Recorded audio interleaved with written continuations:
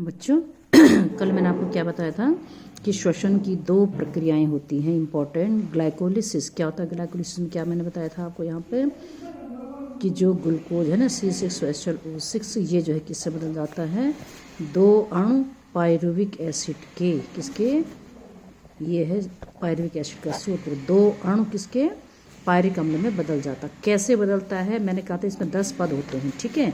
तो स्टार्ट हम करते हैं क्योंकि लेंगे तो हम ग्लूकोज ही ना, पहला पद क्या है भाई, लेंगे तो क्या ग्लूकोज है ना। अब जो ग्लूकोज होता है ये ध्यान रखो, ग्लूकोज क्या है बच्चों, एक जब मैंने आपको पॉलीसेकेराइड पढ़ाया था एक हेक्सो शर्करा है ना, क्या है ये, एक ये देखा जाए इस तरह से तो ये HOH है ना, OH और ये CH2OH ये एक 6 कार्बन वाली शर्करा है ना, 1 2 3 4 है ना, 5 और 1 6 कार्बन है। कितने कार्बन है, 6 कार्बन है ना। कितनी शर्करा, ये 6 कार्बन वाली शर्करा होती है, 6 कार्बन वाली, इसीलिए मोनोसेकेराइड है ना एक, इसीलिए इनको क्या कहते हैं, हेक्सोस। क्या कहते हैं इनको हम, हेक्सो शर्करा भी कहते हैं। जैसे पेंटोज होता है ना DNA RNA में, 5 कार्बन वाली शर्कराएं पेंटोज, 6 कार्बन वाली शर्कराएं क्या कहलाती है, हेक्सोस, मतलब 6 कार्बन जिसमें हों। इसीलिए ग्लूकोज को कैसे लिखते हैं, ऐसे भी ये तो रिंग फॉर्म में है, ऐसे आप C C C C C है ना, 1 2 3 4 5 6, तो ये H, ये इस तरह से ऐसे भी आप जो है ग्लूकोज को लिख सकते हैं। ये देखो चेन के रूप में 6 कार्बन हो गए कि नहीं हो गए, बाकी वही तो हो गए HOH HOH HOH H, इस तरह से ठीक हो गया ना। तो चाहे ऐसे चेन रूप में 6 कार्बन की शर्करा लिखे या रिंग फॉर्म में इसको लिखे, ठीक हो गया ना। तो ये 6 कार्बन वाली शर्करा, तो पहले पद में होता क्या है ग्लाइकोलिसिस की, हमको ये जानना है कि कैसे इस क्रिया के द्वारा जो एक हेक्सो शर्करा है ग्लूकोज, वो क्रमबद्ध रूप से कैसे रासायनिक क्रियाओं के द्वारा विघटित होता है और पायरिक अम्ल के 2 अणुओं में बदल जाता है। तो क्या है वो साइकिल, तो पहला स्टेप हम करते हैं पहला पद है ग्लूकोज। सबसे पहले क्या होता है, पहले पद में ग्लूकोज का एक अणु, कितना, ग्लूकोज का एक अणु किससे क्रिया करता है, ATP के एक अणु से क्रिया करता है, एडिनोसिन ट्राइफॉस्फेट। आपको पता है ATP एक उच्च ऊर्जा युक्त यौगिक होता है, ठीक है। जैसे आपने न्यूक्लियोटाइड पढ़ा था ना DNA में, जिसमें एक जो है डीऑक्सी राइबोस शर्करा होती है ना, या उसमें फिर एक नाइट्रोजन बेस होता है, एक फास्फोरिक अम्ल होता है, तो उसको न्यूक्लियोटाइड कहते हैं। तो ये भी एक प्रकार का न्यूक्लियोटाइड ही होता है।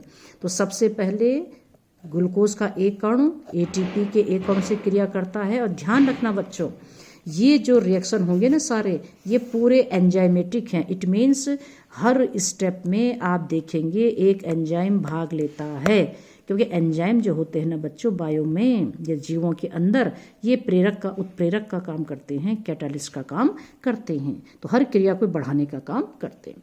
और जब भी आप क्रिया करवाएं ATP से, अब ATP में क्या होता है, 3 फॉस्फेट होते हैं ना बच्चों, कितने होते हैं, 3, एडिनोसिन और क्या है इसका पूरा नाम, ट्राई, माने 3 ट्राई क्या, फॉस्फेट, एडिनोसिन ट्राई फॉस्फेट कहते हैं ना इसे, है ना। ट्राई माने 2, 3 फॉस्फेट। अगर मैं ऐसे में देखूँ इसको, तो इसमें एक शर्करा होती है ना, ये नाइट्रोजन बेस होता है कोई भी एक, और यहाँ पर जो है क्या होता है, एक फॉस्फेट लगा होता है, ठीक है ना। तो यहाँ पर 3 ये तो एक न्यूक्लियोटाइड है ना। तो अगर हम ATP की बात करें तो यहाँ पर P, फिर एक P, फिर एक, ऐसे 3 P होंगे, है ना। एक हट जाए तो डाइफॉस्फेट, 2 एक रह जाए तो मोनोफॉस्फेट, ठीक है।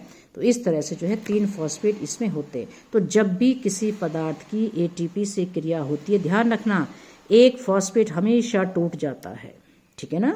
और एक फॉस्फेट जब टूटता है तो ये फॉस्फेट कहीं ना कहीं ग्लूकोज के किसी एक कार्बन से अटैच हो जाता है, ठीक, मेरी बात समझ में आ रही। जैसे 6 कार्बन हैं, 1 2 3 4 5 6, तो ये जैसे 1 2 3 4 5 6 6 कार्बन है ना।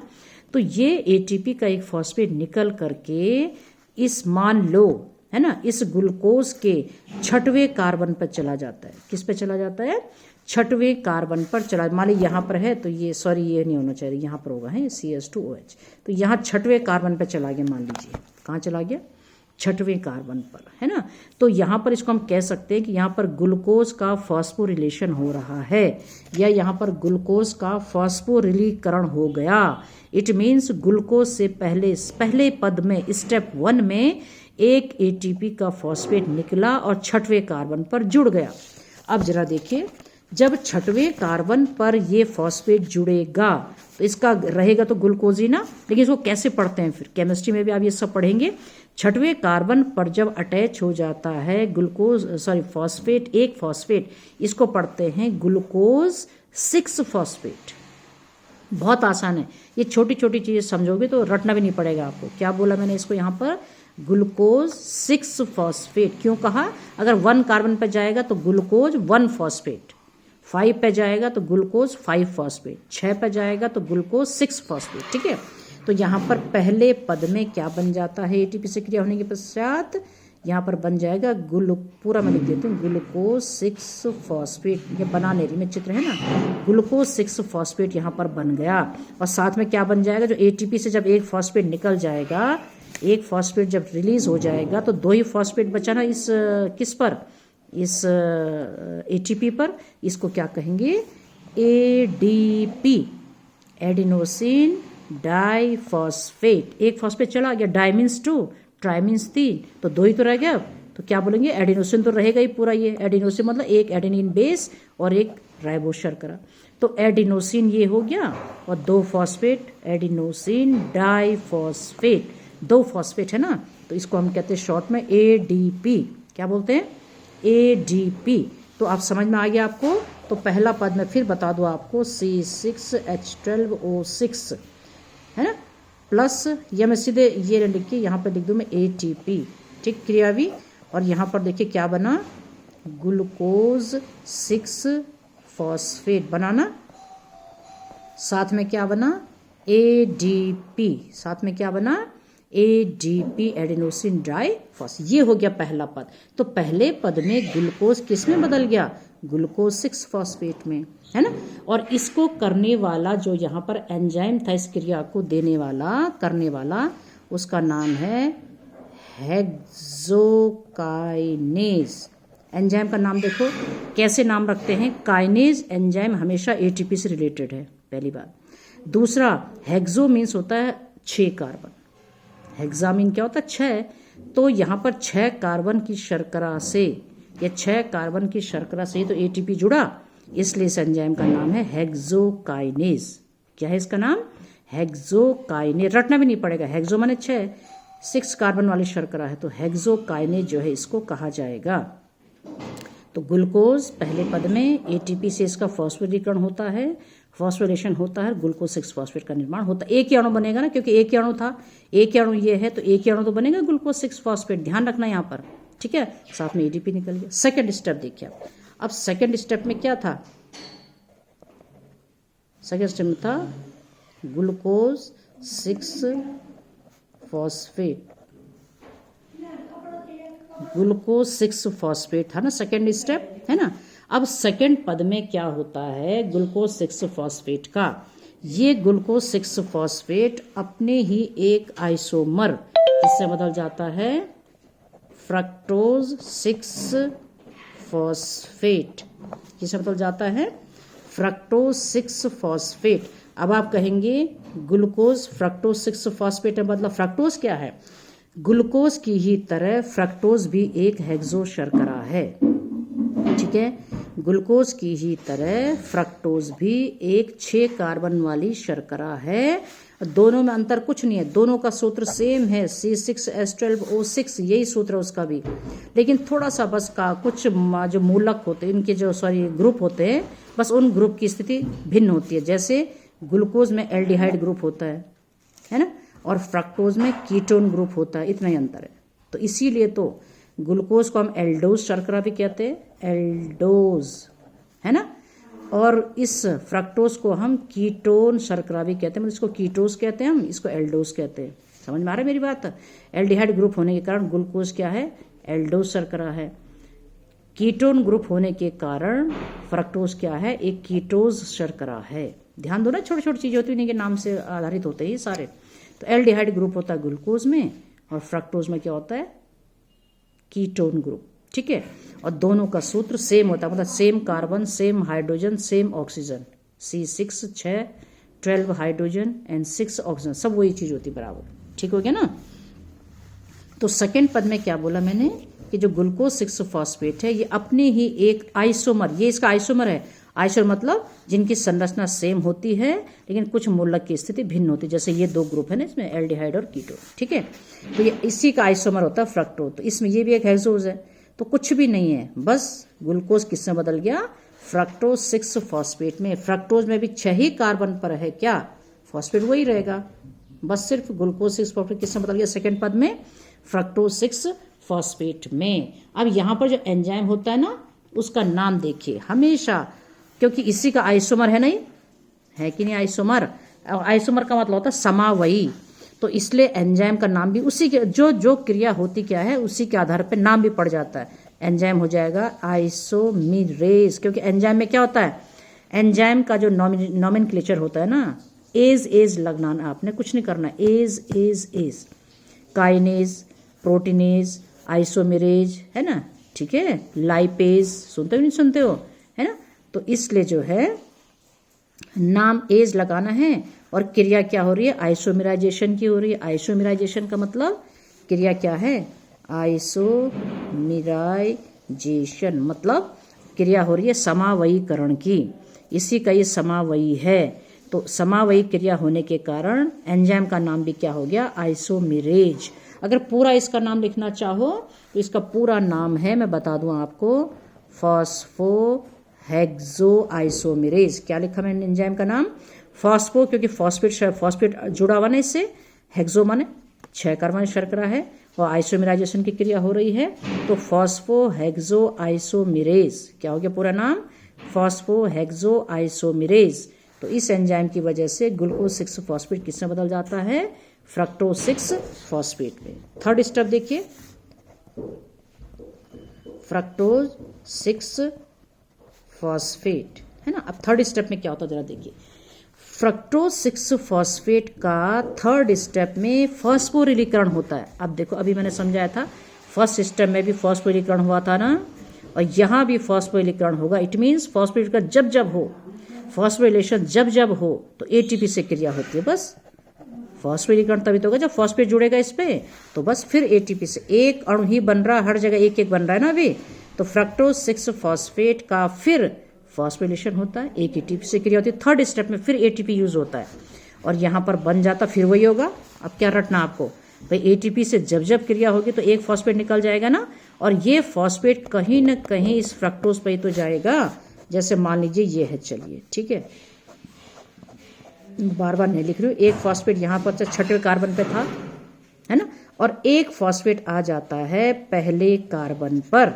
भाई जब एटीपी से फॉस्फेट हटेगा तो कहीं ना कहीं फ्रक्टोज 6 फॉस्फेट पे ही तो किसी कार्बन पे जाएगा, 6 पर ऑलरेडी है, ये चला जाता है 1 पे, किस पे अटैच हो जाता है एक फॉस्फेट, 1 पे। तो नाम क्या पड़ गया, फ्रक्टोज तो रहेगा ही ना, फ्रक्टोज तो नहीं बदला, तो नाम हो जाएगा इसका फ्रक्टोज। अब देखो 1 पे भी है 6 पे भी है, अगर खाली 6 पे होता तो हम कहते फ्रक्टोज 6 फॉस्फेट, लेकिन 1 पे भी चला गया तो इसको हम कहते फ्रक्टोज 1,6 और खाली फॉस्फेट नहीं, डाइफॉस्फेट। बहुत आसान है समझना बच्चों। क्या बन गया थर्ड स्टेप में, फ्रक्टोज 1,6 डाइफॉस्फेट। इसका मतलब क्या होता है कि फ्रक्टोज के 1 और 6वें कार्बन पर, पहले और 6वें कार्बन पर फॉस्फेट हैं और 2 फॉस्फेट अणु हैं, इसलिए डाइफॉस्फेट, ठीक है। तो नाम वही रहा फ्रक्टोज 1,6 डाइफॉस्फेट। क्लियर हुआ है ना। अब यहाँ पर ध्यान दो, फिर एंजाइम क्या होगा, वही काइनेज ना। क्या होगा यहाँ पे एंजाइम, मैंने कहा ना जब एटीपी से क्रिया हो, एटीपी बने तो काइनेज एंजाइम लिखना आपको आंख बंद करके, है ना। लेकिन पूरा नाम लिखना चाहिए हम, इसका क्या होगा, फॉस्फोफ्रुक्टोकाइनेज। क्या होगा पूरा नाम, फॉस्फोफ्रुक्टोकाइनेज। क्यों कहा मैंने फॉस्फोफ्रुक्टोकाइनेज, फॉस्फेट शर्करा है ना, यहाँ फॉस्फेट है लगा हुआ कि नहीं, फ्रुक्टो क्यों कहा, फ्रक्टोज में अटैच हो रहा ना, पूरा नाम हो गया फॉस्फोफ्रुक्टोकाइनेज। नहीं हो रहा याद, कोई बात नहीं, काइनेज तो लिख दो कम से कम थोड़ा, तो फॉस्फोफ्रुक्टोकाइनेज। तो फॉस्फोफ्रुक्टोकाइनेज के द्वारा फ्रक्टोज 6 फॉस्फेट फ्रक्टोज 1,6 डाइफॉस्फेट में बदल जाता है। फिर ध्यान दो, 3 पद हो गए ना। शुरुआत में क्या हुआ, फॉस्फोरीकरण हुआ, एटीपी से क्रिया हुई, ग्लूकोज 6 फॉस्फेट बना। सेकेंड स्टेप में ग्लूकोज 6 फॉस्फेट उसी के आइसोमर फ्रक्टोज 6 फॉस्फेट में बदल गया। थर्ड स्टेप में फ्रक्टोज 6 फॉस्फेट का फिर एटीपी से क्रिया हुई थर्ड स्टेप में, और क्या बन गया, फ्रक्टोज 1,6 डाइफॉस्फेट। यानी फ्रक्टोज के 1 और 6वें कार्बन पर 2 फॉस्फेट आ चुके हैं। एक अणु इसका, एक ही अणु तो बन रहे हैं, 2 कहीं नहीं दिख रहा ना आपको, एक ही बना ना, ठीक है। अब चौथा पद देखिए, अब वीडियो देखो इतना लंबा बन रहा है, इतने में ही बन जा रहा। चौथा पद कर लो, फिर मैं दूसरे दिन बताऊंगी फिर, है ना। अब ये देखो चौथे पद में क्या हो रहा है, जरा देखिए, फ्रक्टोज 1,6 डाइफॉस्फेट, फ्रक्टोज 1,6 डाइफॉस्फेट का अब क्या होता है, ये 6 कार्बन की शर्करा है ना, तो बस ये टूट जाती है। तो जब 6 कार्बन वाला कोई चीज होगा ना, ये देखो जैसे यहाँ पर है 1 2 3 4 5 6 कार्बन है ना, इसमें 6 कार्बन है, तो भाई ये 6 कार्बन ठीक बीच से टूट जाता है। 3 कार्बन अलग हो गए, 3 कार्बन अलग हो गए, तो जो 6 कार्बन की शर्करा थी ना ये पूरी, ये क्या हो गई, 3-3 कार्बन की शर्कराओं में टूट गया। क्या हो गया, 3-3 कार्बन की शर्कराओं में टूट गया। तो ये हेक्सोस थे ना, अभी तक पूरा हेक्सोस था ये, तो ये बन गया अब ट्रायोस। ट्रायोस क्या होती है, 3 कार्बन वाली शर्करा। ये देखो कितना आसान है, ठीक 2 भागों में डिवाइड हो गया। देखो यहाँ भी देखो और यहाँ से भी देखो, तो ट्रायोस बन गए ना। तो कौन है वो ट्रायोस, तो ये देखिए फ्रक्टो 1,6, इसको 2 भागों में डिवाइड कर दो, मतलब ये 2 भागों में टूट जाता है।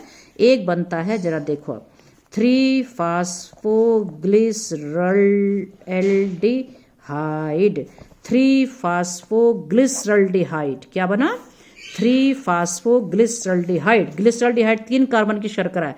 3-फास्फो क्यों कहा भाई, उसमें भी 1 2 3 होंगे, तो तीसरे कार्बन पर फॉस्फेट है। 2 फॉस्फेट ऑलरेडी थे ना, तो तीसरे कार्बन पर फॉस्फेट है इस शर्करा में, इसलिए इसको ये ट्रायोज है ना, तो 1 2 इस पर फॉस्फेट है, मान लो ये देखो 1 2 3 इस पर फॉस्फेट, तो 3-फास्फोग्लिसरल्डिहाइड। ग्लिसरल्डिहाइड एक 3 कार्बन की शर्करा है। दूसरी शर्करा जो बनती है यहाँ पर, वो बनती है डाइहाइड्रोक्सी एसीटोन फॉस्फेट। ये देखो क्या बन गई दूसरी, डाइहाइड्रोक्सी एसीटोन फॉस्फेट, यानी इस पे भी फॉस्फेट है। तभी तो फ्रक्टोज 1,6 डाइफॉस्फेट 2 फॉस्फेट थे ना, तो एक इस ट्रायोज में आ गया, एक इस ट्रायोज में आ गया, तो एक बना 3-फास्फोग्लिसरल्डिहाइड और एक बना डाइहाइड्रोक्सी एसीटोन फॉस्फेट। क्लियर हो गया, एक अणु इसका बना, एक अणु इसका बना। जाहिर सी बात है 6 कार्बन की शर्करा 3 कार्बन में ही तो टूटेगी, तो एक क्या बना, 3-फास्फोग्लिसरल्डिहाइड, एक बना डाइहाइड्रोक्सी एसीटोन फॉस्फेट, है ना। और यहाँ पर जो एंजाइम होता है ना, जब इसका क्लीवेज हो रहा है, टूट रहा है, ये टूट ही तो रहा है ये, है ना, तो यहाँ पर एंजाइम होता है एल्डोलेज। कौन सा एंजाइम है बच्चों यहाँ पर, ये एंजाइम होता है यहाँ पर एल्डोलेज। कौन सा एंजाइम है, एल्डोलेज। तो इस एल्डोलेज की मदद से 6 कार्बन की शर्करा फ्रक्टोज 3-3 कार्बन के एक एक अणुओं में टूट गया। लेकिन सबसे इंटरेस्टिंग चीज क्या होती है ना, यहाँ पर जो 3-फास्फोग्लिसरल्डिहाइड, ठीक है, ये क्रिया में भाग लेगा, आगे ये नहीं लेगा। तो यहाँ पर जो एक अणु बना है ना डाइहाइड्रोक्सी एसीटोन फॉस्फेट का, यहाँ पर एक कैसी क्रिया होती है कि ये भी जो बनता है ना, ये वापस इसी में बदलता रहता है। मेरी बात को समझ में आ रहा है कि नहीं, ये तो एक बना ही है ना, ये भी क्या हो जाता है, रिवर्सिबल रिएक्शन के, रिवर्सिबल मतलब भाई दोनों तरफ ये क्रिया होती है, सॉरी इस तरह से, ये इस तरफ है, ये इस तरफ, तो दोनों तरफ मतलब ये इसमें बदल सकता है, ये इसमें बदल सकता है। तो जनरली क्या होता है, ये तो नहीं बदलता, ये भी क्या हो जाता है 3-फास्फोग्लिसरल्डिहाइड में ही बदल जाता है। तो यहाँ पर ध्यान देना, अब 3-फास्फोग्लिसरल्डिहाइड कितने अणु हो गए, एक पहले से बना है ना, एक पहले से बना है कि नहीं, और ये भी चेंज हो गया उसमें, तो एक अणु इससे भी तो बनेगा। तो कितने हो गए 3-फास्फोग्लिसरल्डिहाइड, कितने अणु हो गए, 2 अणु। तो अब क्या होगा 5वें पद में, किसमें, 5th स्टेप में ऐसे लिखेंगे। अब देखो कैसे लिखेंगे, 3-फास्फोग्लिसरल्डिहाइड 3-फास्फो 2 मोल, 2 अणु हो तो गए। अब आपको कैसे वे 2 अणु, अभी आपने देखा एक पहले से था, और डाइहाइड्रोक्सी एसीटोन फॉस्फेट इसी में तो बदल गया, तो 2 अणु। तो 5वें पद से हम 2 अणु लेके चलेंगे 3-फास्फोग्लिसरल्डिहाइड के। अब ये 3-फास्फोग्लिसरल्डिहाइड क्या है, ये 3 कार्बन वाली शर्करा है, ये ठीक हो गया, समझ में आ रहा कि नहीं। तो 3 कार्बन वाली शर्करा को 5वां पद में इसके बाद बताऊंगी कि अब आगे क्या होता है। ये तब तक चलता रहेगा जब तक पायरुविक अम्ल ना बन जाए। क्लियर हो रहा ना? चलिए, लंबा हो गया वीडियो।